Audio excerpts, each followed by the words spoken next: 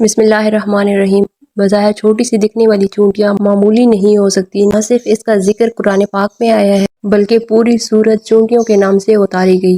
سب سے پہلے میں آپ کو بتاؤں گی ایک مچھلی کا صدقہ، جو کہ ایک ہاتھ کے برابر ہوگی۔ بس 11 مرتبہ آپ نے سورۃ الفاتحہ پڑھنی ہے اور مچھلی کے اوپر جا کر دم کرنا ہے، اور پھر ایسی جگہ جا کر کسی باغیچے میں جا کر اس کو چھوڑ دینا ہے جہاں پر اسے چونٹیاں اچھے طریقے سے کھا سکیں۔ جیسی ہی چونٹیاں مچھلی کے اوپر سے گوشت اتارتی چلی جائیں گی، ویسے ہی آپ کا مسئلہ گھر بیٹھے بیٹھے حل ہوتا چلا جائے گا اپنی زندگی کے اندھیروں کو نکالنے کے لیے۔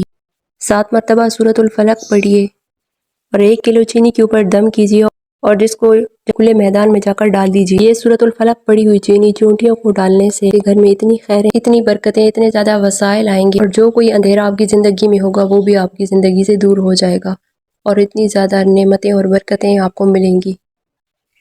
ویڈیو کو لائک، شیئر اور سبسکرائب کر دیں۔ جزاک اللہ۔